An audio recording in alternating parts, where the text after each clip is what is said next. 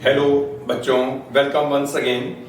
आज का जो वीडियो मैं लेकर के आया हूं ये क्लास 10th का है, जिसमें लीनियर इक्वेशंस इनटू वेरिएबल्स का हम पार्ट 2 कंटिन्यू कर रहे हैं। इससे प्रीवियस वीडियो आपको मिल चुका था जिसमें हमने पार्ट 1 कंटिन्यू करा था और आज हम इसके आगे बढ़ते हैं। Chapter 3 pair of linear equations part 2 class 10th। सो आगे बढ़े इससे पहले हमें एक टॉपिक पढ़ना होगा। जैसा मैंने आपको बताया था, इस पूरे चैप्टर में हम पेयर ऑफ लीनियर इक्वेशन को सॉल्व करने के मेथड्स पढ़ेंगे और इससे पहले हम एक मेथड पढ़ चुके हैं लीनियर इक्वेशन को सॉल्व करने का, जो था elimination by the substitution method. और आज हम सेकंड मेथड पढ़ने जा रहे हैं, elimination by equating the coefficients. तो हम आपको बता दें, ये वाला जो मेथड हम पढ़ने जा रहे हैं ये बहुत कन्वीनियंट मेथड है और अगर मेंशन नहीं होगा किस मेथड का यूज करना है तो हम इसी मेथड का यूज करते हैं, elimination by equating the coefficients. और ये मेथड कैसे वर्क करता है इसके लिए हम कुछ एग्जांपल्स लेने वाले हैं। तो नाउ एनसीईआरटी में हमने बच्चों कवर किया था एक्सरसाइज 3.3 तक और आज हम एक्सरसाइज 3.4 से आगे बढ़ेंगे। फर्स्ट क्वेश्चन जो एनसीईआरटी का है, अगर हम इसे पढ़ें तो पढ़ने के बाद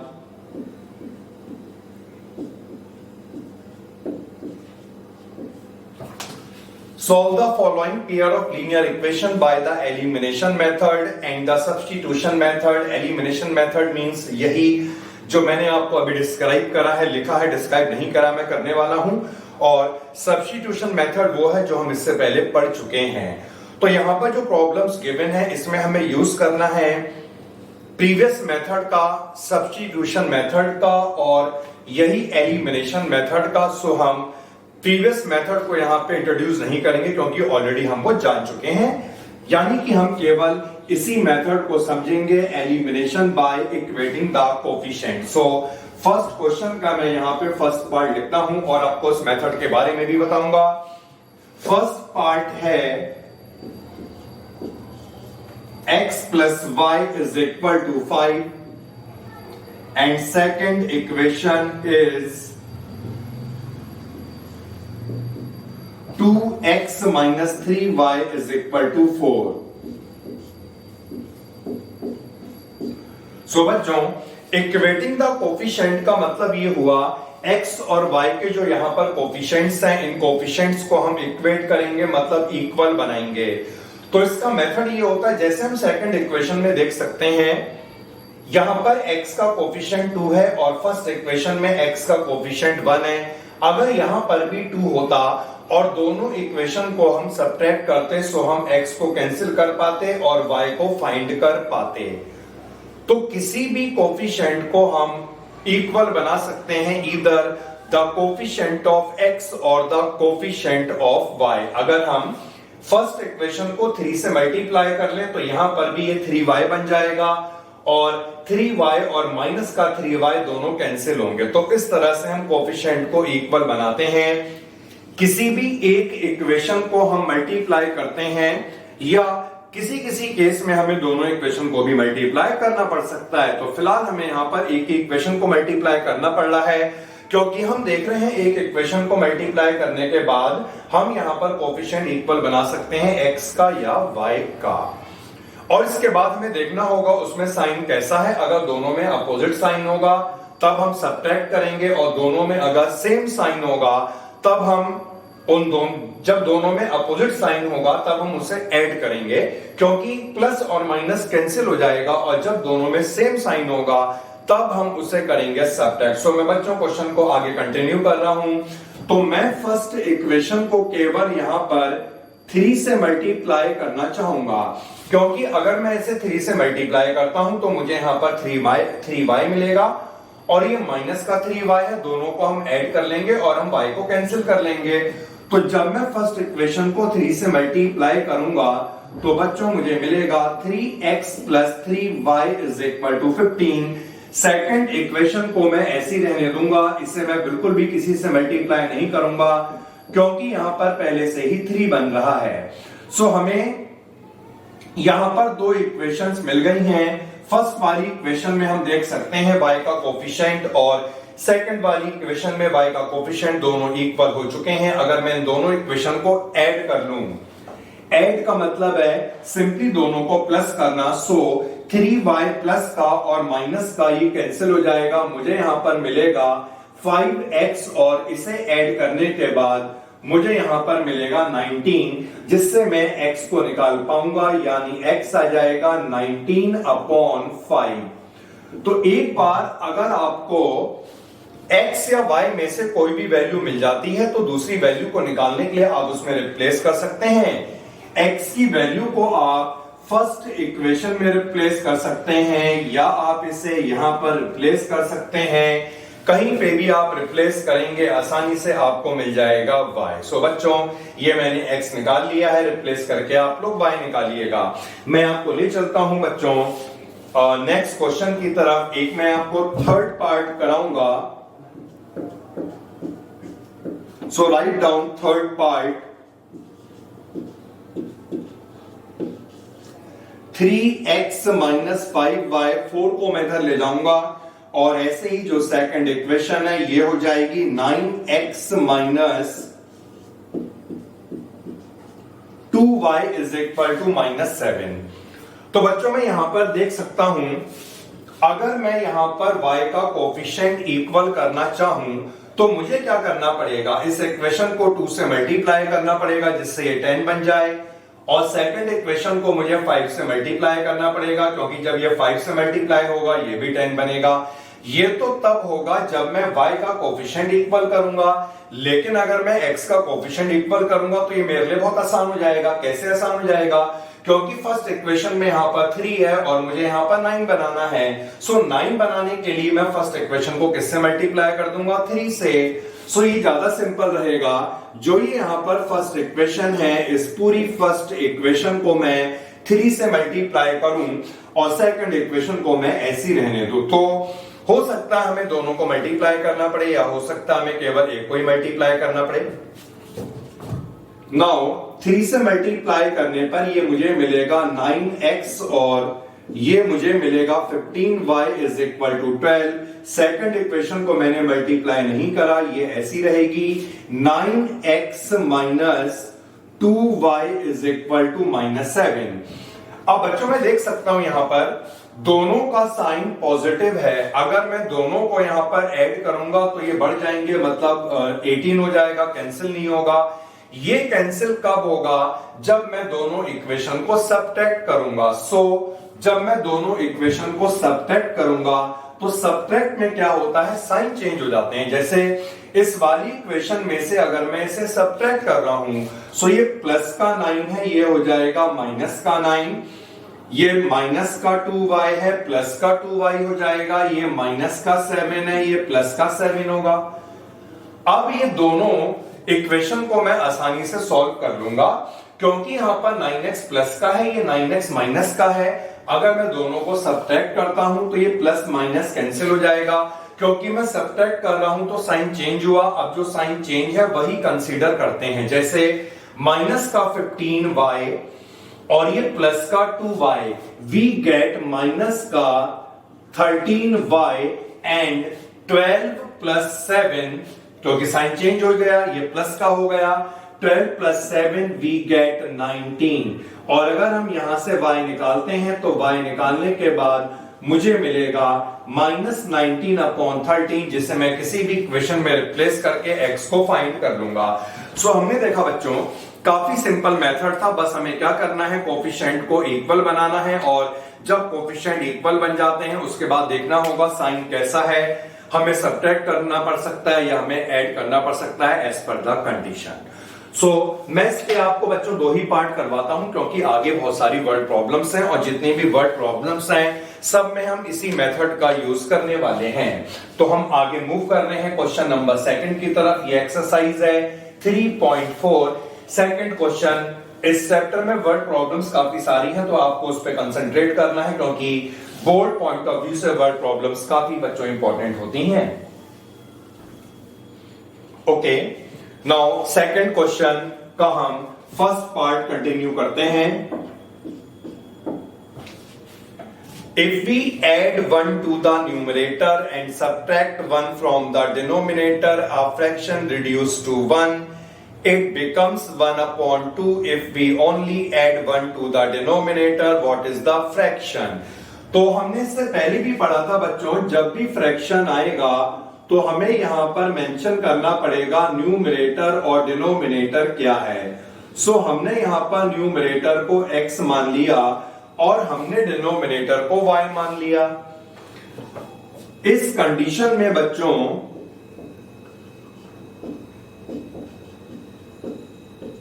फ्रैक्शन क्या होगा, x अपॉन y।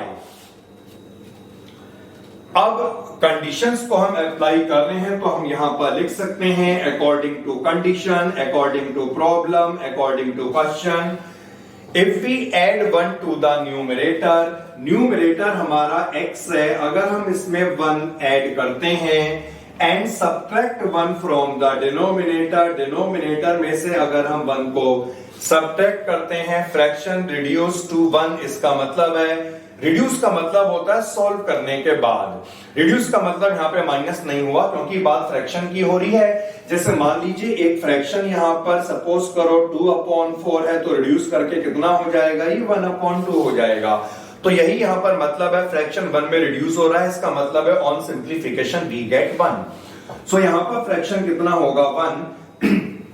मैं क्रॉस मल्टीप्लाई कर लेता हूं, x प्लस 1 y माइनस 1, जिसे सॉल्व करने के बाद मुझे मिलेगा x minus y is equal to minus का 2। मैं अब सेकंड कंडीशन को रीड करता हूं, it becomes 1/2 if we only add 1 to the denominator. इसका मतलब है फ्रैक्शन का न्यूमरेटर ऐसी रहेगा और केवल डिनोमिनेटर में 1 को अगर हम ऐड कर लें, अगर डिनोमिनेटर में केवल हम 1 को ऐड कर लें, फ्रैक्शन बिकम्स 1/2। तो न्यूमरेटर हमने ऐसी रखा है और डिनोमिनेटर में हमने 1 को ऐड करा है। On cross multiplying we get 2x is equal to y plus 1, 2x minus y is equal to 1, second equation. और मैं फिर से आपको एक बार याद दिलाना चाहूंगा, मेंशन नहीं होगा हमें किस मेथड का यूज करना है। तो जो मेथड अभी हमने पढ़ा, elimination by equating the coefficient, ये मेथड कन्वीनियंट होता है तो हमेशा हम इसी का ही यूज करेंगे। अब हम देख सकते हैं बच्चों, y का कोफिशिएंट दोनों में पहले से ही इक्वल है, आपको मल्टीप्लाई करने की रिक्वायरमेंट बिल्कुल नहीं है।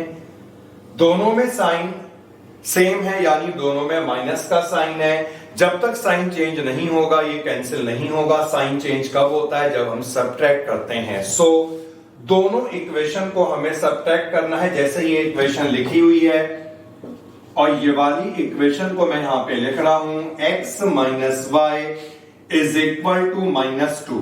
तो सब्ट्रैक्ट करने का मतलब है साइन चेंज होगा, जैसे यहां पर प्लस का x था ये माइनस हो जाएगा, माइनस का y प्लस का y होगा और ये प्लस हो गया। So minus y plus y cancel, 2x minus का, अब हम इसे माइनस रीड करेंगे क्योंकि जो साइन चेंज हो गया वो रीड करा जाता है।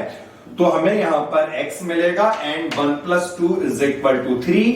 x को आप 3 पुट करेंगे कहीं पे भी, y निकालेंगे तब आपका बन जाएगा फ्रैक्शन। हम बढ़ते हैं बेटा सेकंड क्वेश्चन का सेकंड पार्ट, जो हमें एज वाला दिया है। 5 years ago Nuri was 3 as old as the Sonu. 10 years later Nuri will be twice as old as Sonu. How old are Nuri and Sonu? तो आपको बताया गया था प्रीवियस लेक्चर में, जब भी हम इस तरह के एज वाले प्रॉब्लम्स को सॉल्व करेंगे, कंडीशन हमें कुछ भी गिवन हो, पहले की या बाद की, हमेशा प्रेजेंट एज को ही x और y माना जाता है। सो हमने यहां पर क्या करा, let the present age of Noori be x year and present age of Sonu be y year. Noori की प्रेजेंट एज को हमने यहां पर x मान लिया है और सोनू की प्रेजेंट एज को हमने यहां पर y मान लिया है। Then according to the problem ATP लिखते हैं शॉर्ट में से। 5 years ago, 5 years ago का मतलब है 5 साल पहले। तो 5 years ago अगर हम एज निकालना चाहें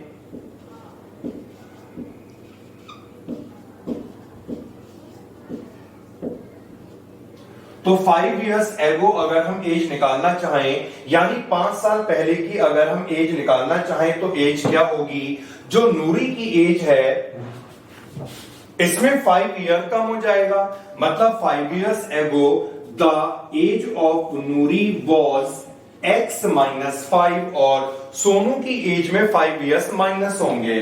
सो इसकी एज हो जाएगी y माइनस 5। तो कंडीशन बच्चों क्या गिवन है? 5 years ago Noori was 3 times the age of Sonu.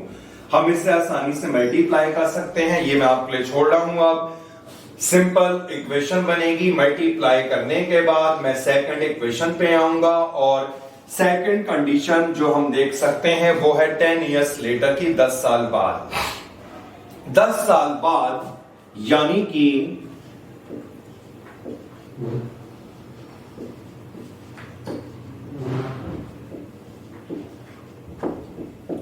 Ten years later अगर मैं नूरी की एज निकालना चाहूंगा तो इसकी एज में 10 years ऐड हो जाएगा और 10 years बाद अगर मैं सोनू की एज निकालना चाहूंगा तो इसकी एज में भी 10 years ऐड हो जाएंगे।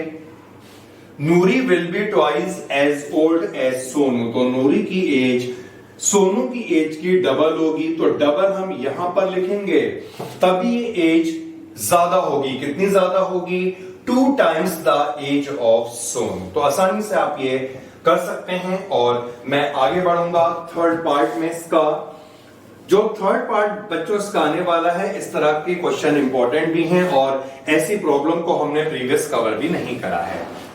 सम of the digit of a 2 digit number is 9, also 9 times this number is twice the number obtained by reversing the order of digits, find the number।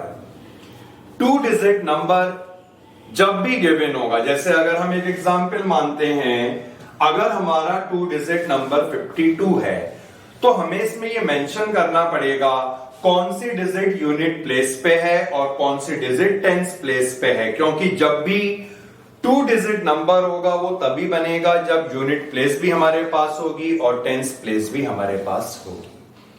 सो इस क्वेश्चन को करने का तरीका ये होगा, हमें मेंशन करना पड़ेगा यूनिट प्लेस पे कौन सी डिजिट है और टेंस प्लेस पे कौन सी डिजिट है। सो हमने यहां पर एज्यूम कर लिया, let digit at unit place be x and digit at tens place be y। अब इतना करने के बाद हमें 2 digit नंबर को फॉर्म करना होगा। अगर हम बच्चों इस 52 को देखें तो यहां पर जो ये 2 digit नंबर ये कैसे बना, इसे अगर हम एक्सपेंडेड फॉर्म में लिखेंगे तो किस तरह लिखा जाएगा? 5 into 10 plus 2 into 1। ये आपने पढ़ा होगा एक्सपेंडेड फॉर्म, तभी तो ये बनेगा 52। इसका क्या मतलब हुआ? अगर 5 टेंस प्लेस पे था तो वो 10 से मल्टीप्लाई हुआ, 2 अगर वंस प्लेस पे था तो ये 1 से मल्टीप्लाई हुआ, यानी जो डिजिट जिस प्लेस पे होगी हमें उसको उस प्लेस से मल्टीप्लाई करना है, तभी हमें मिलेगा नंबर जिसे हम बोलते हैं ओरिजिनल नंबर। तो इतना करने के बाद हम यहां पर बनाएंगे ओरिजिनल नंबर। और ओरिजिनल नंबर कैसे बनेगा? टेंस प्लेस पे y है तो 10 into y, वंस प्लेस पे x है 1 into x, तो ये हमारा बन गया ओरिजिनल नंबर। अब हम यहां पर कंडीशंस को पढ़ रहे हैं, तो according to problem, according to condition, sum of the digit of a 2 digit number. तो यहां पर हमें डिजिट की बात की गई है। जैसे मैं कहूं यहां पर जो हमने नंबर एज्यूम करा इसमें डिजिट का सम 7 है, तो क्या मतलब हुआ? ओनली 5 plus 2, यानी जब भी हम डिजिट का सम कर रहे हैं तो इसमें टेंस प्लेस और वंस प्लेस का कोई इंपॉर्टेंस नहीं है, वो इंक्लूड नहीं हो रही है। सो फर्स्ट इक्वेशन हम कैसे बनाएंगे, डिजिट का सम यहां पर हमें 9 गिवन है, डिजिट को हमने क्या माना था, x और y, इसका मतलब है x प्लस y होगा 9। नाउ सेकेंड कंडीशन पे मूव करते हैं, 9 टाइम्स दिस नंबर। अब बच्चों डिजिट की नहीं, अब बात हो रही है नंबर की, और नंबर क्या है 10y प्लस x। तो मतलब ये है इस नंबर का 9 टाइम्स, तो 9 times of 10y plus x is twice the number, यानी ये डबल हो जाएगा by reversing the order of the digit. अगर मैं बात कहूं यहां पर जो नंबर है इसमें डिजिट के ऑर्डर को रिवर्स करने की, अगर हम डिजिट को रिवर्स करते हैं, अभी ये नंबर 52 है, रिवर्स करने के बाद क्या बनेगा 25 बनेगा। यानी इसको समझना बहुत जरूरी है, अगर ये 25 बना, मैंने अगर डिजिट को रिवर्स करा, तो रिवर्स करने के बाद अगर मैं इसे एक्सपेंडेड फॉर्म में लिखूंगा तो इसकी एक्सपेंडेड फॉर्म क्या होगी 2 इंटू 10 5 इंटू 1। यानी हमने देखा जब हमने नंबर को रिवर्स करा, अब भी टेंस प्लेस और वंस प्लेस अपनी ही पोजीशन पे है, ये चेंज नहीं हुई है। तो डिजिट को रिवर्स करने का मतलब है ओनली डिजिट का चेंज होना, टेंस और वंस अपनी जगह पे ही रहेंगे। तो जब नंबर का 9 टाइम्स करा जाएगा ये डबल हो जाएगा, number obtained by reversing the order of digit. और यहां पर अगर हम डिजिट के ऑर्डर को रिवर्स करेंगे तो हमें क्या मिलने वाला है 10x प्लस y। क्लियर हुआ बच्चों? मैं मल्टीप्लाई करके इसमें इक्वेशन बनाऊंगा, तो मल्टीप्लाई करने के बाद ये आ जाएगा 90y plus 9x is equal to 20x plus 2y।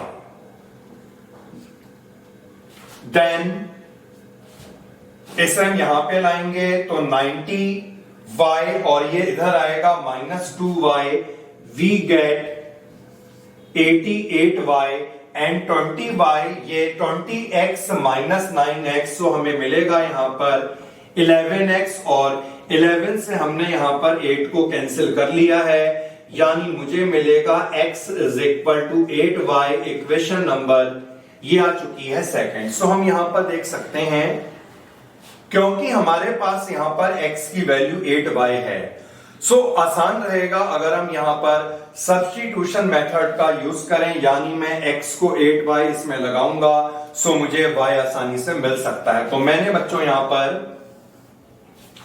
x की वैल्यू को रिप्लेस करा 8y, सो रिप्लेस करने के बाद ये मुझे मिलेगा 8y plus y is equal to 9, यानी 9y is equal to 9, we get y is equal to 1। और जब हम y को यहां पर 1 पुट करेंगे तो 1 पुट करने के बाद 8y 8 के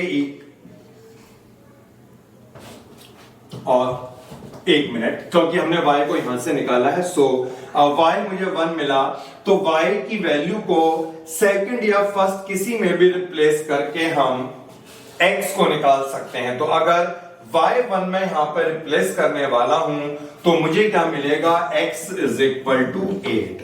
तो हमने देखा हमारे पास बच्चों x आ गया, y आ गया, निकालना क्या था नंबर, और नंबर का क्या मतलब है ओरिजिनल नंबर। सो हमारा यहां पर ओरिजिनल नंबर क्या होगा, y को मैं 1 पुट करूंगा 10 हो जाएगा, x को मैं 8 पुट करूंगा 10 plus 8, we get 18। So number is 18। तो इस तरह की प्रॉब्लम जब भी आए आपको याद रखना है किस कंसेप्ट का यूज करना है और कैसे करना है। नाउ हम नेक्स्ट क्वेश्चन की तरफ मूव करेंगे, नेक्स्ट पार्ट की तरफ जो है फोर्थ पार्ट में इस क्वेश्चन को पढ़ता हूं। Meena went to a bank to withdraw ₹2000. He asked the cashier to give her ₹50 and ₹100 notes only.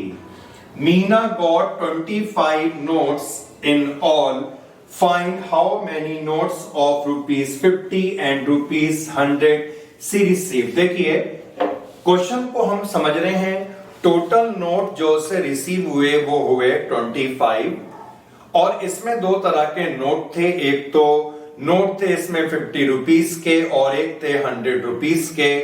Total amount जो इन नोट्स की टर्म्स में उसने रिसीव करी है वो थी 2000। तो इन्हीं दोनों इक्वेशन के बेसिस पर हम ये प्रॉब्लम को सॉल्व करने वाले हैं। तो सबसे पहले हमें यहां पर ये मेंशन करना पड़ेगा ₹50 और ₹100 के उसे कितने कितने नोट मिले। तो हमने ये मान लिया she received X notes of ₹50 and she received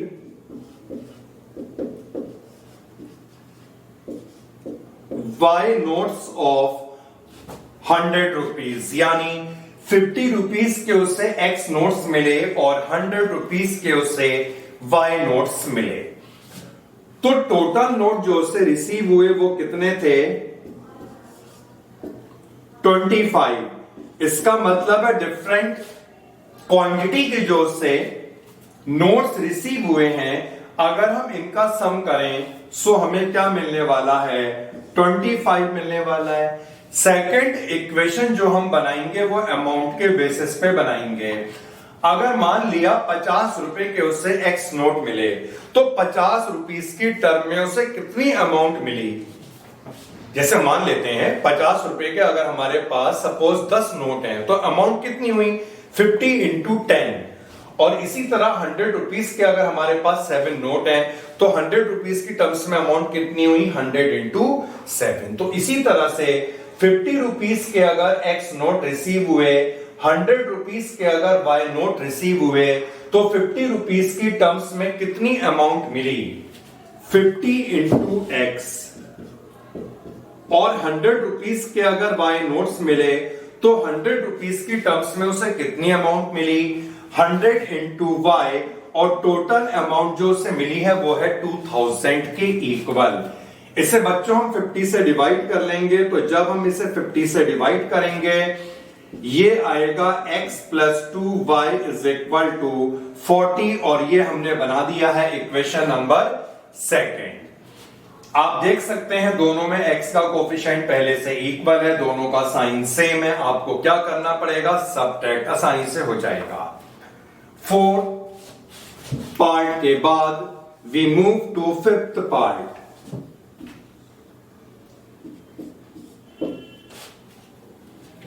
A lending library has a fixed charge for the first 3 days।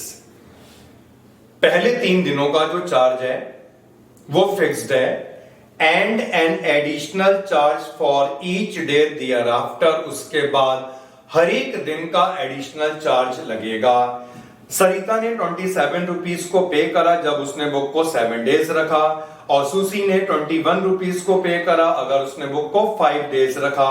तो हमें यहां पर निकालना है फिक्स्ड चार्ज क्या है और ईच एक्स्ट्रा डे का चार्ज क्या है। तो देखिए यहां पर 2 तरह के चार्ज हमें दिख रहे हैं, तो हमें यहां पर ये मेंशन करना पड़ेगा फिक्स्ड चार्ज क्या है और ईच डे पर डे का जो चार्ज है वो क्या होगा। तभी तो हम टोटल चार्ज को निकाल पाएंगे, क्योंकि टोटल चार्ज तब बनता है जब इसमें 2 तरह के चार्ज इंक्लूड होते हैं। तो जब भी आपके सामने प्रॉब्लम्स आती हैं, वर्ड प्रॉब्लम्स, तो मैं आपको बताना चाहूंगा अच्छी तरह से आपको क्वेश्चन को पहले रीड करना है, क्वेश्चन के सेंस को आपको समझना है। अगर क्वेश्चन का सेंस आपको क्लियर हो गया तो प्रॉब्लम आप बिल्कुल यूं कर सकते हैं, बिल्कुल भी दिक्कत नहीं होगी। सो बच्चों ये मैं क्वेश्चन करवाता हूं आपको फिक्स्ड चार्ज। तो हमने यहां पर जो फिक्स्ड चार्ज है इसे मान लिया है ₹X और charge for each extra day.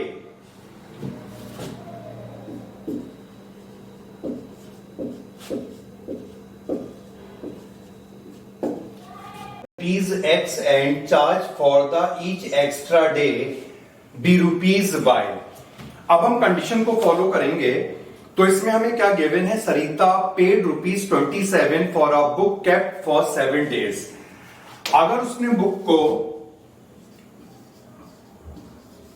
7 days रखा तो इट मींस 3 days का जो चार्ज था वो तो फिक्स था, जो हो जाएगा ₹X, और 3 days के बाद कितने एक्स्ट्रा डे हुए, 4। ईच एक्स्ट्रा डे का चार्ज था ₹Y, तो 4 एक्स्ट्रा डे का चार्ज कितना हो जाएगा बच्चों, 4Y।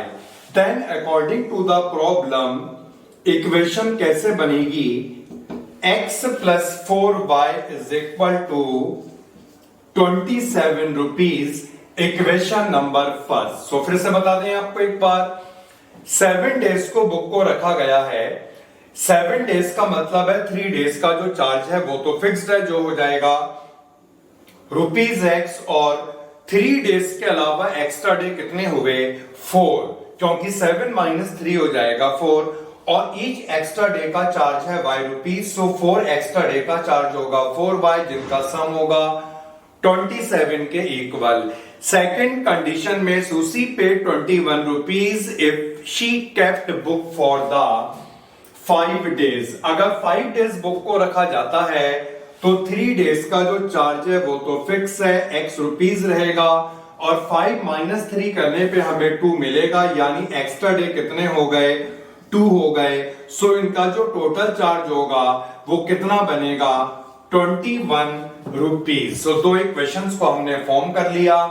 कोफिशिएंट यहां पर पहले से ही इक्वल है, आप दोनों को सब्ट्रैक्ट करें। सब्ट्रैक्ट जब आप करेंगे तो ये साइन चेंज होगा, जिसमें ये x कैंसिल हो जाएगा, 4y - 2y हमें मिलेगा 2y, और 27 - 21 we get 6, then y is equal to 3, और y को रिप्लेस करके किसी भी इक्वेशन में हम आसानी से x फाइंड कर लेंगे।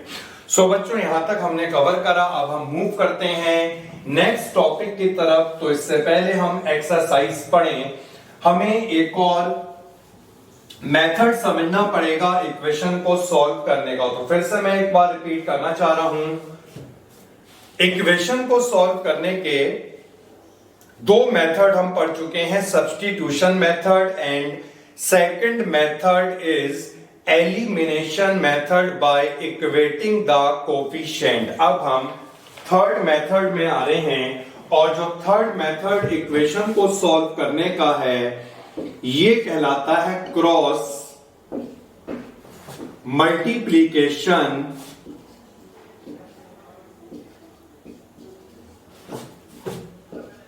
मेथड।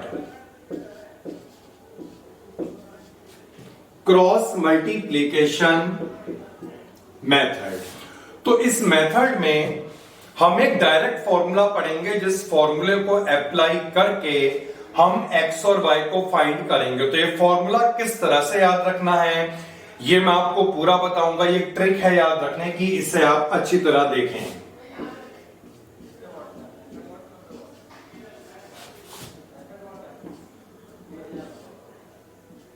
सो जनरल इक्वेशन जो होती है वो ax by plus c होती है, और ऐसी अगर तो इक्वेशन है तो यहां पर हम 1 का यूज कर लेते हैं, यानी कि a1x plus b1y plus c1, और जो सेकंड इक्वेशन होगी ये a2x plus b2y plus c2 is equal to 0। सो बच्चों हमें कैसे याद रखना है इस क्रॉस मल्टीप्लिकेशन के फॉर्मूले को, ये मैं आपको यहां पे बताऊंगा। आपको लिखना है यहां पर गैप देकर x y then 1। इसके बाद यहां पर आपको लिखना है b1 c1 a1 और b1, और यहां पर इनका सेकंड इक्वेशन का कोफिशिएंट आएगा जिसे हम 2 से डिनोट करेंगे, यानी b2 c2 a2 और अगेन b2। तो हम क्या करते हैं, इन दोनों का प्रोडक्ट करेंगे, माइनस इन दोनों का प्रोडक्ट करा जाएगा। सिमिलरली यहां पर इन दोनों का प्रोडक्ट होगा, माइनस इन दोनों का प्रोडक्ट, और ऐसे ही इन दोनों का प्रोडक्ट होगा। माइनस इन दोनों का प्रोडक्ट होगा, यानी कि x के डिनोमिनेटर में हमें यह लिखना होगा। सो हम यहां पे लिख रहे हैं इसे x अपॉन, जब हम इन दोनों को मल्टीप्लाई करेंगे तो मल्टीप्लाई करने पर हमें क्या मिलेगा, b1 c2, और इन दोनों को जब हम मल्टीप्लाई करेंगे तो हमें मिलेगा b2 c1। y के डिनोमिनेटर में हमें ये वाले स्टेप को लिखना होगा। सबसे पहले ध्यान दें, हमें इसे मल्टीप्लाई करना है, मतलब upper left to lower right, c1 into a2। So y के डिनोमिनेटर में लिखा जाएगा c1 multiplied by a2 minus इन दोनों का प्रोडक्ट होगा, जिसे हम लिख सकते हैं c2 a1, और इसी तरह से 1 के डिनोमिनेटर में हमें लिखना होगा a1 b2 minus a2 b1।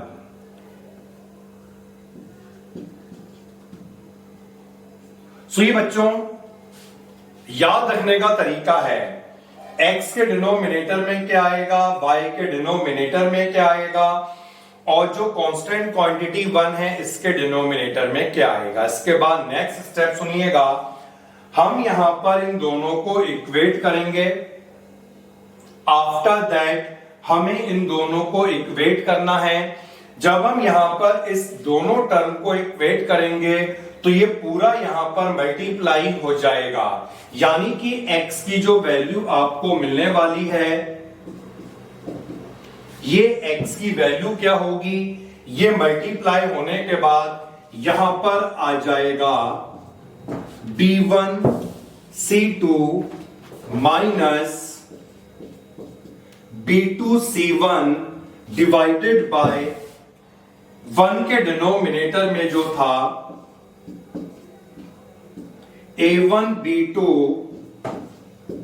Minus a2 b1। Similarly जब हम इन दोनों को मल्टीप्लाई करेंगे, क्रॉस मल्टीप्लाई, तो ये वाली टर्म यहां पर आ जाएगी, यानी कि y इज इक्वल टू, ये यहां पर मल्टीप्लाई होगा तो हमें मिलेगा c1 a2 minus c2 a1, और इसके डिनोमिनेटर में a1 b2 minus a2 b1। सो हमने देखा बच्चों, ये डायरेक्ट फॉर्मूला बन चुका है x और y को निकालने का। ये जो मैंने आपको प्रोसेस बताया, ये केवल याद रखना है, याद रखने का तरीका है, अल्टीमेटली हमें इसी फॉर्मूले का अप्लाई करना है। अगर हम x निकालना चाहेंगे और y निकालना चाहेंगे तो हमें यह फॉर्मूला अप्लाई करना पड़ेगा। a1 b1 c1 और a2 b2 c2 दोनों इक्वेशन में कोफिशिएंट्स को डिनोट करते हैं, x का कोफिशिएंट, y का coefficient and the constant term. एक याद रखने का तरीका बच्चों और भी है।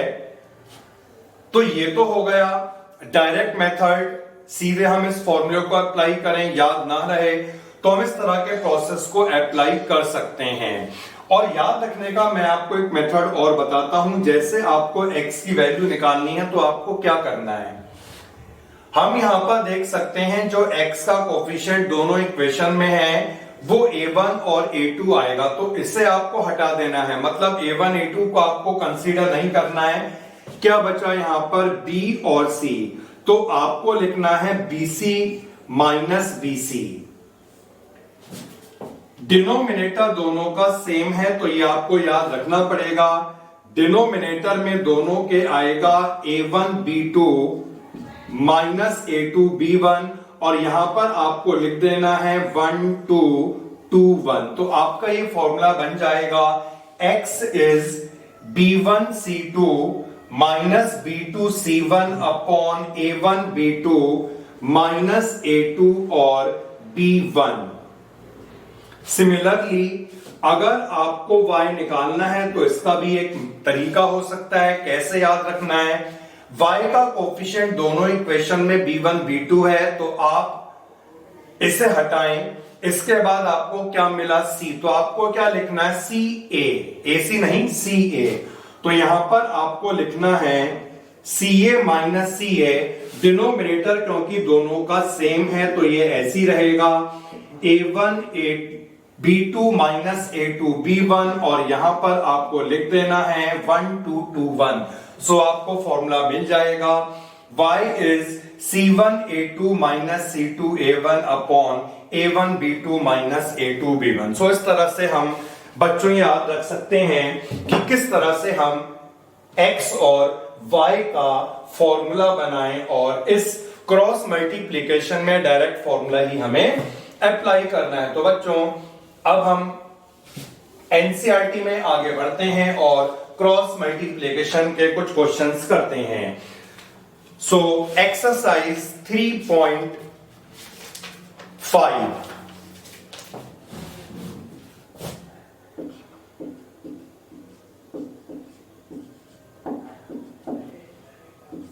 Question number 1, which of the following pair of linear equation has unique solution, no solution or infinitely many solution? In case there is a unique solution, find it by using the cross multiplication method। तो सबसे पहले तो हमें ये बताना होगा solution कौन सा बन रहा है, और अगर सॉल्यूशन यूनिक सॉल्यूशन होगा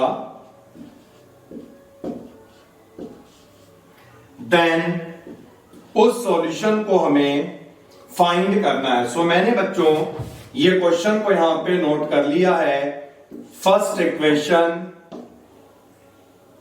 सेकंड इक्वेशन।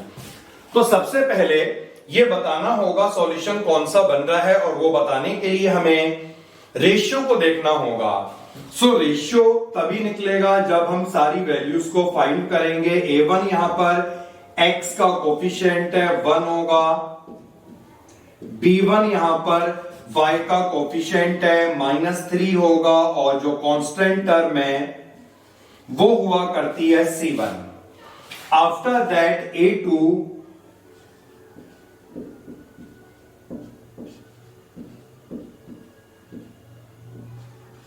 b2 और c2। अब हम यहां पर रेशियो निकालेंगे, और जब आप रेशियो यहां पर निकालेंगे तो आप देख सकते हैं सबसे पहले हमने a1 अपॉन a2 निकाला, ये 1/3 आएगा। फिर आपने फाइंड करा b1 अपॉन b2, इन दोनों का जब हम रेशियो निकालेंगे ये भी आपका 1/3 आने वाला है, क्योंकि -3 अपॉन -9 हो जाएगा। c1 अपॉन c2, इसके बाद आप देख सकते हैं यहां पर 3/2 होगा, क्योंकि यहां पर ये माइनस कैंसिल हो गया।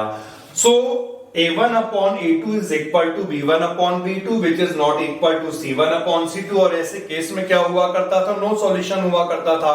जब सॉल्यूशन है ही नहीं तो कैसे निकालें, अगर यूनिक है तभी हमें फाइंड करना है। सो हमें यहां पर क्या लिखना होगा, a1 upon a2 is equal to b1 upon b2 is not equal to c1 upon c2, so no solution. So ये फर्स्ट पार्ट हुआ कंप्लीट। नाउ नेक्स्ट पार्ट पे मैं मूव करता हूं, और सेकेंड पार्ट जो है ये मैं आपको बताऊंगा।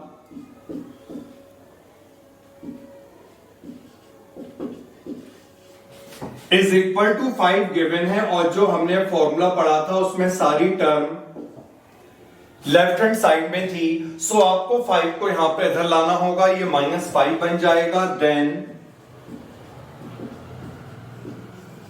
Second equation 3x plus 2y minus 8 is equal to 0। तो हमने यहां पर कंपेयर करा, और कंपेयर करने के बाद a1 2 होगा, b1 1 होगा, c1 होगा -5, a2 is 3, b2 is 2 and c2 is -8। तो बच्चों हम आसानी से देख सकते हैं a1 अपॉन a2 कितना मिलने वाला है आपको 2/3, b1 अपॉन b2 कितना मिलने वाला है 1/2। ये दोनों इक्वल नहीं है, सो क्या होगा, यूनिक सॉल्यूशन होगा। और यूनिक सॉल्यूशन अगर है तो हमें किससे फाइंड करना है, क्रॉस मल्टीप्लीकेशन। ये रहा इसका फॉर्मूला। सो मैं यहां पर फॉर्मूला अप्लाई कर रहा हूं x को निकालने का, जो होगा b1 c2 minus b2 c1 divided by a1 b2 minus a2 b1। Okay, अब मैं यहां पर वैल्यूज पुट करूंगा। b1 की वैल्यू 1 है, c2 की वैल्यू यहां पर -8 है, b2 की वैल्यू 2 है और c1 की वैल्यू यहां पर -5 है, divided by a1 then b2 minus a2 then b1। Solve करने के बाद ये हमें मिलेगा माइनस का 8 प्लस का 10 और नीचे 4 - 3, so we get 2/1 that is 2। So हमने यहां पर x निकाला। याद रहे x को निकालने के बाद आपको यहां पर x की वैल्यू को पुट नहीं करना है, क्योंकि क्रॉस मल्टीप्लीकेशन का मतलब है हमें x और y दोनों को निकालने के लिए यही फॉर्मूला लगाना है। तो अब मैं यहां पर y को निकालने का फॉर्मूला पुट करूंगा, जिसका फॉर्मूला है c1a2 minus c2a1 divided by a1b2 minus a2b1। क्योंकि डिनोमिनेटर दोनों का सेम है, यानी नीचे तो आपको यही मिलने वाला है जो हमारा 4 - 3 आया था। केवल न्यूमरेटर जो है इसमें आपको वैल्यूज को पुट करना होगा। c1 is -5, a2 is 3, then c2 is -8 and a1 is 2। Denominator में 4 - 3 आपको मिलेगा।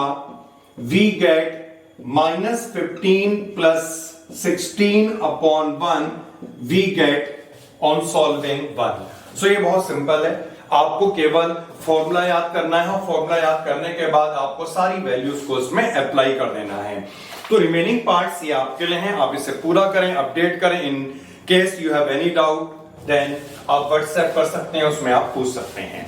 सेकंड क्वेश्चन पे मैं आऊंगा और ये क्वेश्चन बहुत इंपॉर्टेंट है। इस तरह के क्वेश्चन बोर्ड्स में इंक्लूड होते हैं। For which values of a and b does the following pair of linear equation have infinite number of solutions? First part मैं यहां पर नोट कर रहा हूं, question number second first part है 2x + 3y। 7 जो आपका लेफ्ट हैंड साइड में है इसे आपको राइट हैंड साइड में ले जाना होगा। सेकंड जो इक्वेशन है ये है a - b multiplied by x plus a + b multiplied by x, और यहां पर भी जो राइट हैंड साइड में है आप उसे लेफ्ट हैंड साइड में लाएंगे, क्योंकि 3 टर्म है तो माइनस का विशेष आपको ध्यान रखना होगा।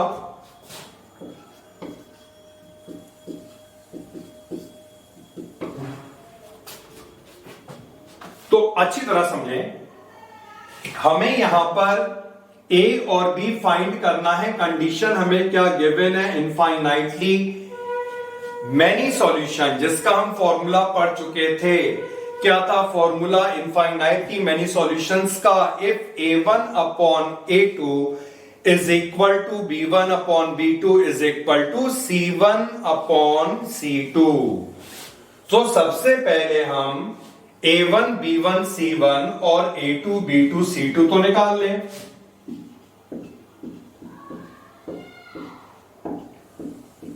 a1 2 है, b1 3 है and C1 is -7, then A2 is x का कोफिशिएंट होता है ये a minus b, B2 is a plus b and C2 is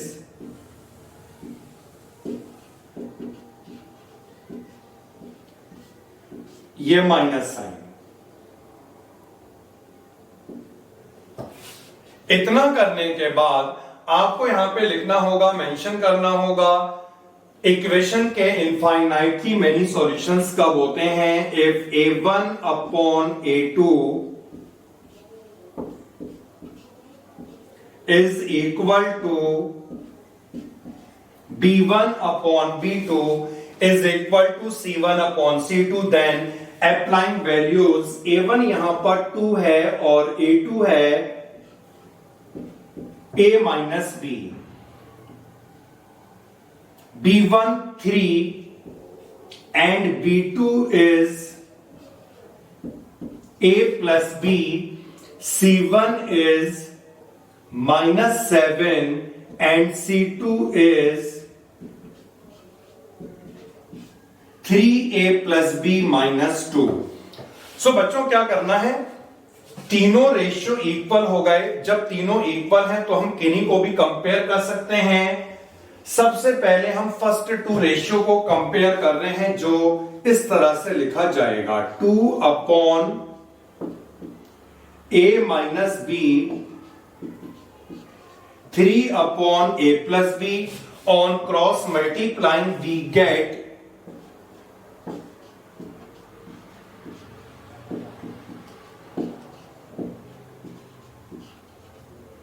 then 2a को हम यहां पे ले गए, 3a माइनस 2a तो हमारा क्या बन जाएगा a, और 3b को अगर हम वहां पे ले जाएंगे तो 3b plus 2b we get 5b।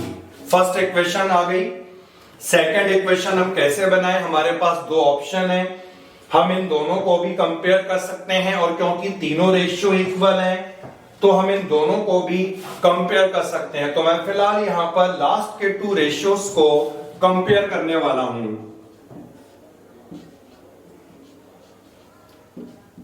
3 upon a plus b -7 upon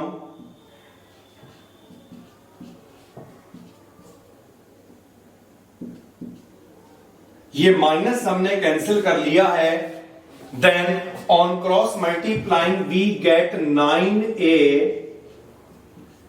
3 into b, 3b -6 और 7 से अगर हम क्रॉस मल्टीप्लाई करेंगे सो हमें मिलेगा 7a प्लस 7b।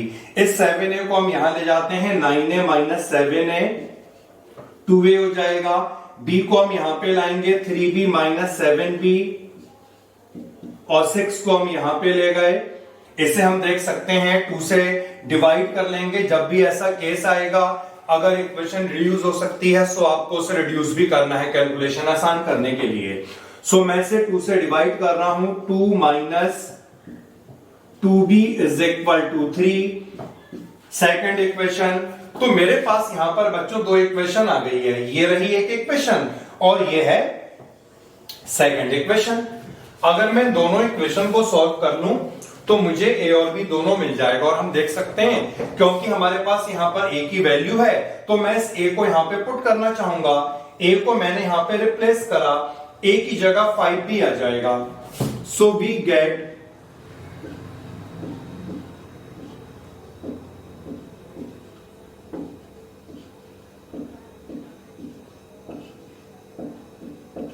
B1 और जब मैं यहां पर B1 को रिप्लेस करने वाला हूं तो मुझे यहां पर A मिलेगा 5 इंटू 1 यानी कि 5। तो आसानी से हम A और B निकाल सकते हैं, फॉर्मूले का ध्यान रखना है।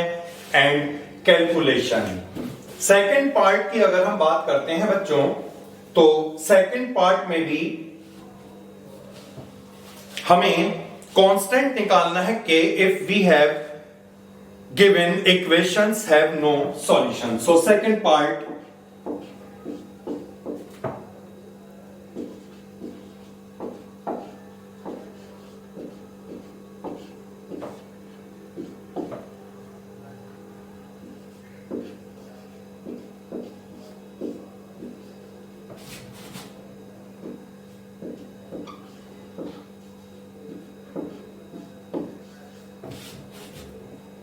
राइट हैंड साइड में लाना होगा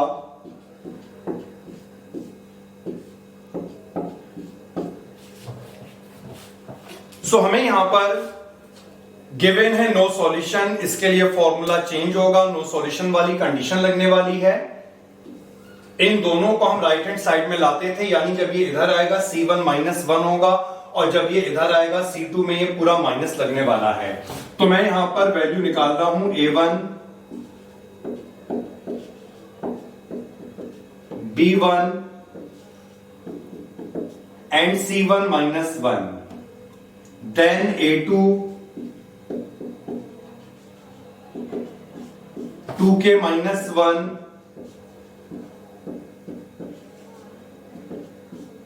B2K -1 और C2 जो हमें मिलेगा इससे हम वहां पे लेगा बच्चों, तो ये पूरे के आगे माइनस साइन लगेगा और ये हमने सारी वैल्यूज यहां पे निकालनी है, पुट करनी है। अब मैं इसमें लगाने वाला हूं नो सॉल्यूशन का case. A1 upon A2 is equal to B1 upon B2 is not equal to C1 upon C2. So A1 है 3,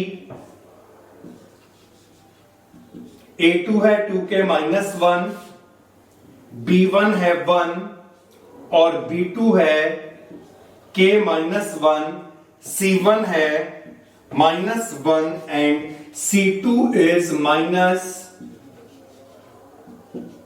-2K + 1। अब यहां पर ये आप समझें, क्योंकि तीनों रेशियो इक्वल नहीं है, ये दोनों इक्वल नहीं है, तो हम इन दोनों को कभी भी कंपेयर नहीं करेंगे। ये इसके इक्वल है लेकिन ये इसके इक्वल नहीं है, सो इन दोनों को भी कंपेयर नहीं करा जा सकता। तो जब भी नो सॉल्यूशन वाला केस आएगा, क्योंकि यहां पे नॉट इक्वल टू होगा, सो हमें क्या करना है, इन दोनों को ही कंपेयर करना है, क्योंकि यही दो रेशियो आपस में इक्वल हो सकते हैं। So on comparing first two ratio we gate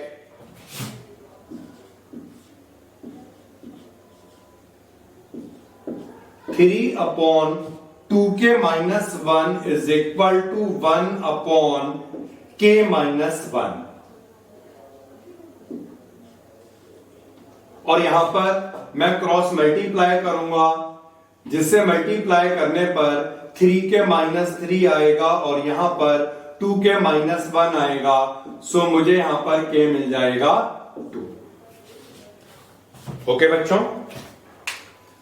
third question की अगर हम बात करें तो इसमें हमें सब्स्टिट्यूशन और क्रॉस मल्टीप्लिकेशन से सॉल्व करना है, जो आप दोनों कर चुके हैं। मैं मूव करता हूं फोर्थ क्वेश्चन में। फिर से एक बार वर्ड प्रॉब्लम्स आ गई हैं इस चैप्टर में। वर्ड प्रॉब्लम्स बहुत ज्यादा हैं और ये काफी इंपॉर्टेंट भी हैं, तो आपको इन्हें अच्छी तरह से फॉलो करना है। क्वेश्चन फोर्थ,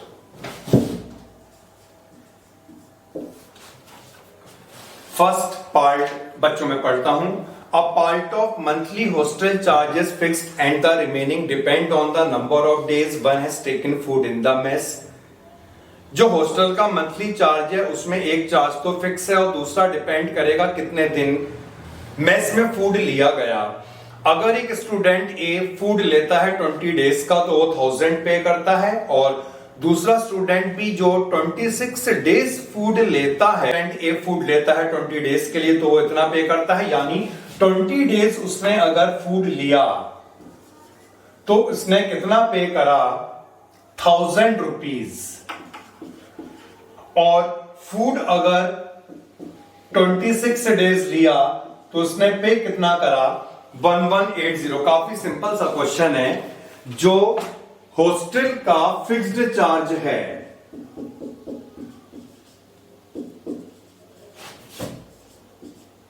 उसको तो हम यहां पर मान लेंगे ₹X, और जो सेकंड चार्ज है वो क्या है, number of days one has taken the food, यानी कि वो जो चार्ज है वो पर डे फूड का चार्ज है। Cost of food per day हम कह सकते हैं, या charge of food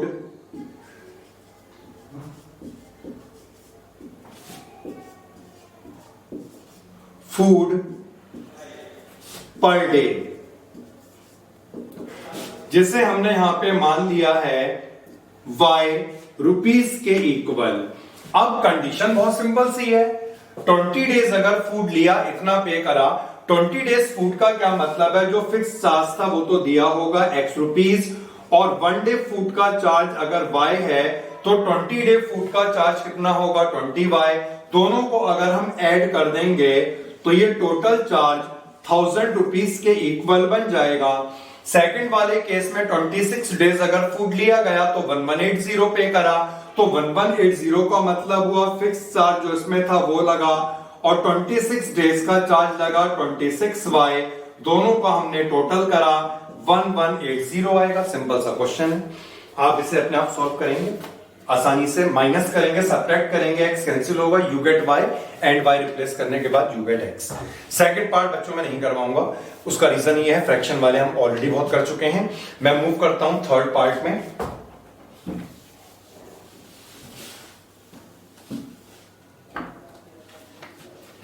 part third,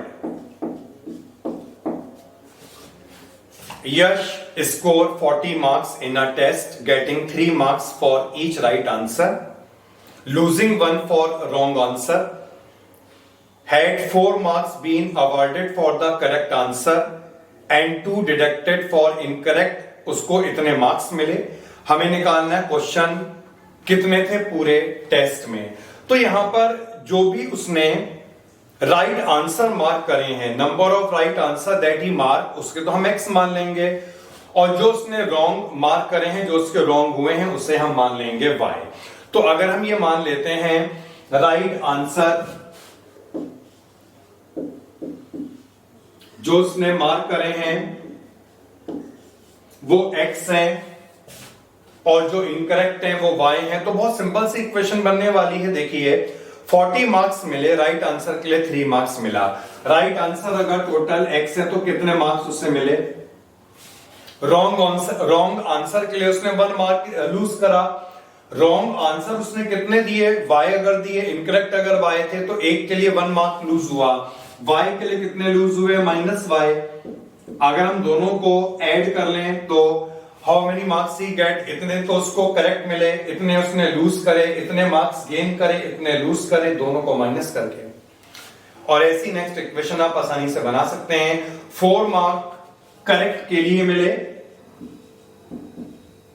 2 mark loose करे हैं इनकरेक्ट के लिए, तो -2y यहां पर होना चाहिए। Then the score is 50 marks. x और y आएगा, हमें निकालना क्या है, टोटल नंबर ऑफ आंसर कितने थे, इसके लिए हमें क्या करना पड़ेगा, दोनों को ऐड। Okay, simple question. अब बेटा जो 2 क्वेश्चन आने वाले हैं बहुत ध्यान से आपको देखने हैं, ये दोनों ही पार्ट्स बहुत ज्यादा इंपॉर्टेंट हैं, बहुत अच्छी तरह से मैं इन पार्ट को आपको कराऊंगा। Places A and B are 100 kilometre apart on a highway. Figure बनाते हैं, ये रहा आपका highway,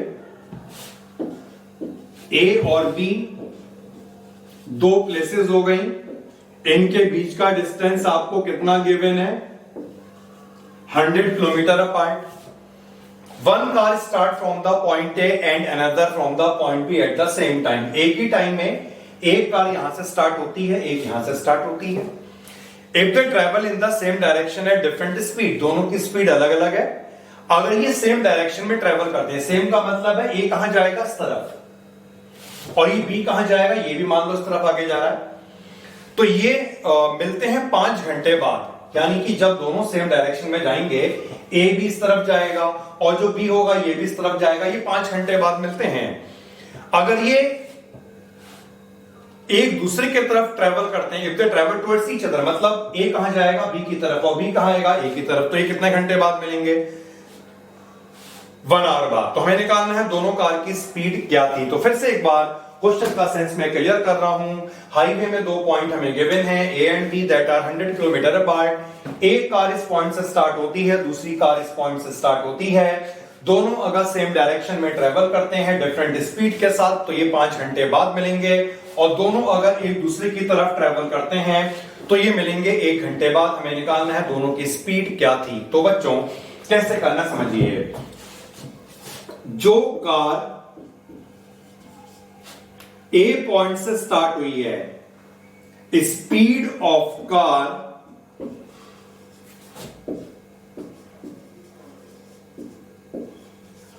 starting from point A, इसकी स्पीड को हमने मान लिया x किलोमीटर पर आवर। जो कार इस पॉइंट से स्टार्ट हुई है और जो कार इस बी पॉइंट से स्टार्ट होगी, speed of the car starting from the point B, इसकी स्पीड को हमने मान लिया है y किलोमीटर पर आवर। अब मैं कंडीशन यहां पे अप्लाई कर रहा हूं। सबसे फर्स्ट केस हमें क्या गिवन है, दोनों अगर सेम डायरेक्शन में ट्रेवल करें। ये देखिए ए ट्रेवल कर रहा है इधर और जो बी है ये भी ट्रेवल कर रहा है इधर। तो हमने मान लिया ये दोनों जब सेम डायरेक्शन में ट्रेवल करते हैं, ए इस तरफ गया और जो बी है ये भी इस तरफ गया, तो दोनों हमने एज्यूम कर लिया P पॉइंट पे मीट करेंगे। किस पॉइंट पे मीट करेंगे? P पॉइंट पे। कितने आर बाद मीट करेंगे? 5 आवर बाद मीट करेंगे। तो बच्चों इस वाले केस में जब दोनों P पॉइंट पे मीट कर रहे हैं, जो कार इस पॉइंट से स्टार्ट हुई है इसने कितनी डिस्टेंस ट्रेवल करी? इसने ज्यादा ट्रेवल करी ना, AP। और जो कार इस बी पॉइंट से स्टार्ट हुई है इसने कितनी डिस्टेंस को ट्रेवल करा? BP को ट्रेवल करा। इसने डिस्टेंस कम ट्रेवल करी, इसने डिस्टेंस ज्यादा ट्रेवल करी, जो हमें यहां पे दिख रहा 5 घंटे बाद दोनों मिल रहे हैं। तो अब क्योंकि हमारे पास जो ऑप्शन है वो डिस्टेंस का है। कैसे डिस्टेंस का है? अगर हम AP डिस्टेंस में से BP डिस्टेंस को माइनस कर लेते हैं तो हमें क्या मिलने वाला है? AB डिस्टेंस मिलने वाली है जो कितनी है? 100 किलोमीटर। तो हमें यहां पर करना क्या पड़ेगा? हमें यहां पे डिस्टेंस का रिलेशन निकालना पड़ेगा, यानी कि हमें ये फाइंड करना पड़ेगा जो कार ए पॉइंट से स्टार्ट हुई है इसने कितनी डिस्टेंस को ट्रेवल करा। और याद है डिस्टेंस का फॉर्मूला क्या होता है? Speed into time. क्या होता है डिस्टेंस? Speed into time. तो हम यहां पर फाइंड करेंगे distance of car starting from point ए,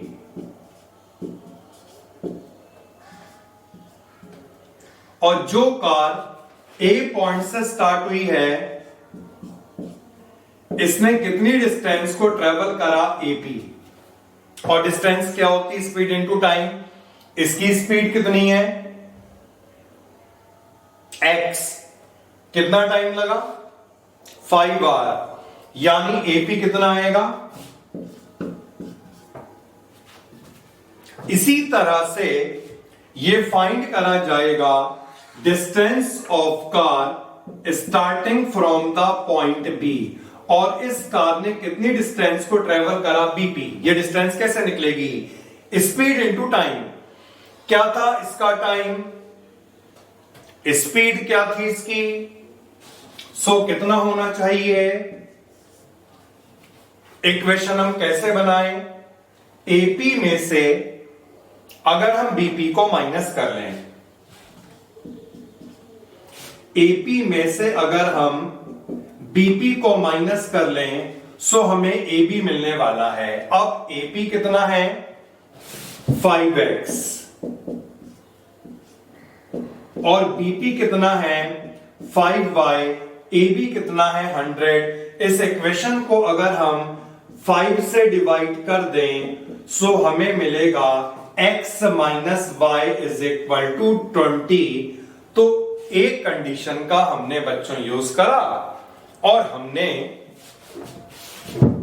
उस कंडीशन के बेसिस पर ये एक इक्वेशन बना ली है। अब मैं इसे मिटाऊंगा और सेकंड कंडीशन आपको बताऊंगा। सेकंड जो कंडीशन है वो ये है, if they travel towards each other, मतलब जो ए है वो बी की तरफ जा रहा है और बी जो है वो ए की तरफ आ रहा है। ये हमने मान लिया दोनों इस पॉइंट पे मिले, जिसे हमने आर से डिनोट कर लिया।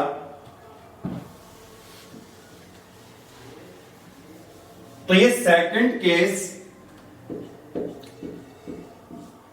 जब ये आर पॉइंट पे मिलते हैं आफ्टर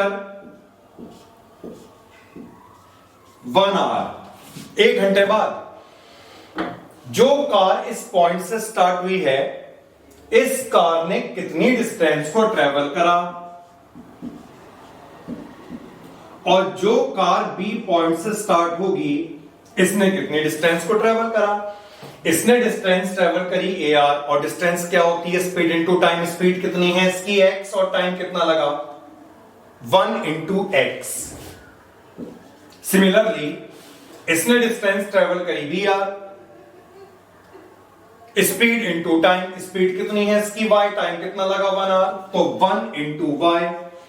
अब मैं यहां पे इक्वेशन कैसे बनाऊंगा, मुझे दिख रहा है कि अगर मैं ए आर और बी आर को ऐड करूंगा मुझे ए भी मिलने वाला है। सो मैंने यहां पर इक्वेशन को कैसे बनाया,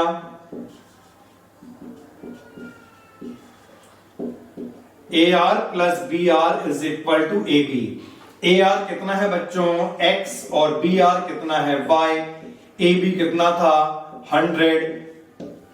आसानी से आप सॉरी दोनों इक्वेशन को सॉल्व कर सकते हैं। काफी सिंपल इक्वेशन बनी, दोनों को आप सॉल्व करेंगे आपको x और y मिलेगा। सो ये क्वेश्चन बहुत ज्यादा इंपॉर्टेंट है। मैं नेक्स्ट पार्ट में मूव कर रहा हूं। इसका जो नेक्स्ट पार्ट है दैट इज पार्ट नंबर 5। काफी बड़े क्वेश्चन है बच्चों, तो आप इसे एनसीईआरटी से रीड कर लिया करिए। अगर मैं यहां पे क्वेश्चन लिखूंगा काफी टाइम लगेगा। Area of rectangle gate reduced by 9 unit, यानी कि रेक्टेंगल का जो एरिया है वो 9 कम हो जाता है। इफ लेंथ रिड्यूस्ड बाय 5, तो मैं शॉर्ट में लिख रहा हूं लेंथ रिड्यूस्ड बाय 5, यानी कि जब लेंथ को हमने 5 कम करा और विड्थ को हमने 3 यूनिट इंक्रीज करा, यानी कि +3, मैं शॉर्ट में लिख रहा हूं। If we increase length by 3 unit, अगर लेंथ को 3 यूनिट इंक्रीज करते हैं और विड्थ जो है इसे भी इंक्रीज करते हैं 2 यूनिट, सो जो एरिया है ये 67 स्क्वायर यूनिट इंक्रीज हो जाता है। हमें फाइंड करना है यहां पर रेक्टेंगल की लेंथ और विड्थ। सिंपल सा क्वेश्चन है बच्चों। रेक्टेंगल की लेंथ को हमने x माना, विड्थ को हमने y माना। अगर लेंथ x है विड्थ y है तो ओरिजिनल एरिया क्या होगा, x इंटू वाई। अब मैं यहां पर फर्स्ट केस पे आता हूं। लेंथ को कितना रिड्यूस करा, -5। माइनस का मतलब है रिड्यूस करना है, मैंने शॉर्ट में लिखा था। तो लेंथ कितनी थी x, 5 रिड्यूस करा यानी लेंथ हो गई x -5। विड्थ को 3 इंक्रीज करा, विड्थ y थी, यानी इस कंडीशन में जो एरिया है वो 9 कम हो गया। अब ये नई लेंथ आई और ये क्या आई, नई विड्थ आई, मतलब चेंज होने के बाद जो आई। अगर हम इसका एरिया निकालना चाहें तो ये एरिया कैसे निकलेगा, L इंटू बी, और ये एरिया कितना कम होता है?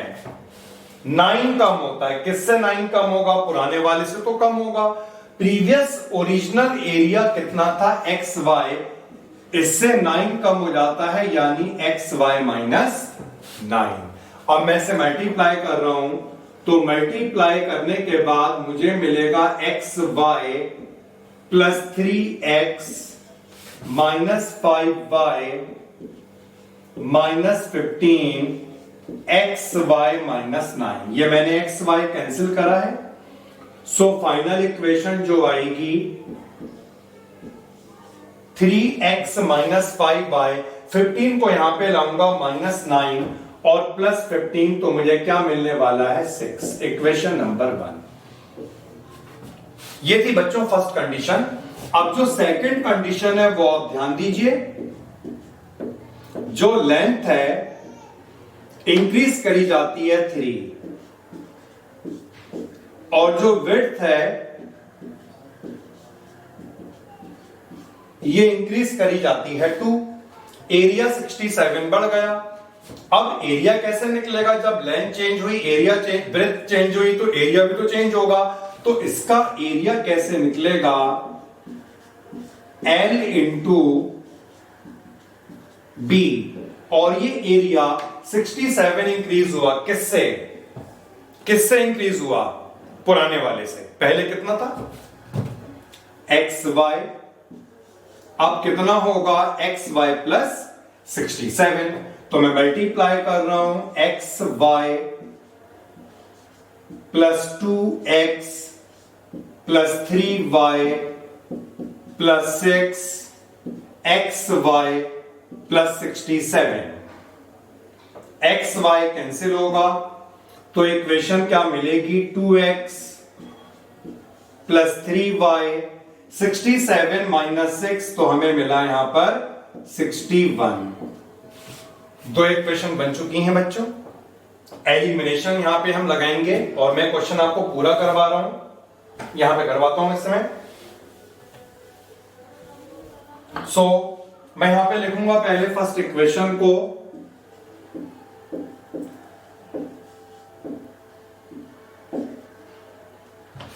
And second equation is 2x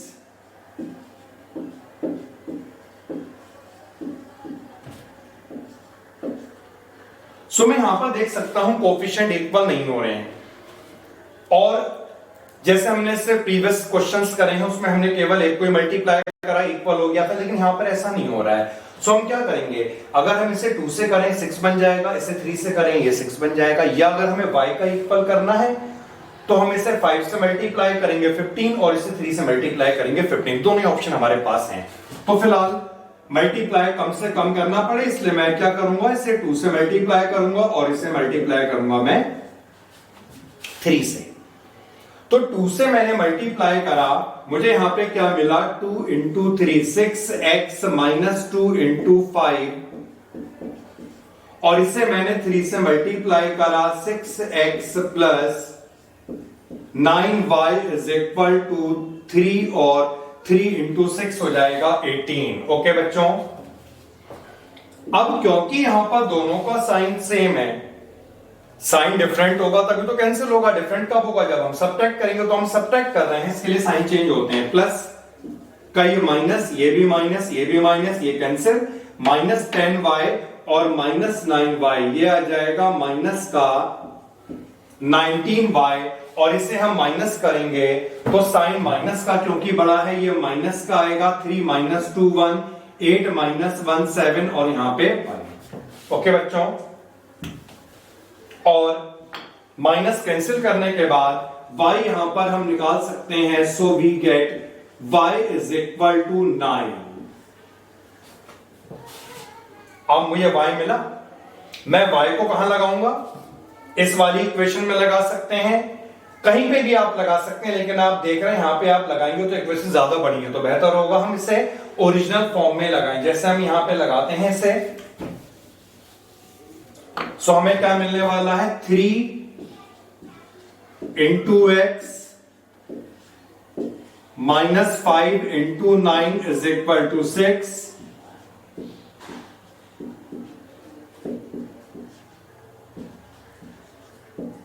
6 plus 45 51 हो जाएगा, यानी x आएगा 17। ओके बच्चों, सो हमने ये कवर कर लिया है यहां तक 3.5 तक, और सेकंड पार्ट कंप्लीट हुआ है हमारा थर्ड चैप्टर का। इसके बाद मैं नेक्स्ट पार्ट लेके आऊंगा जिसमें मैं आपको इसके आगे का कंटिन्यू कराऊंगा। सो बच्चों, प्रैक्टिस करते रहिए। क्वेश्चन को केवल आपको वीडियो की तरह देखना नहीं है, ऐसे आपको लिख के भी देखना है, क्योंकि जब तक आप नहीं लिखेंगे आपकी प्रैक्टिस नहीं हो पाएगी। ओके, तो thanks for watching the video. Practice कीजिए।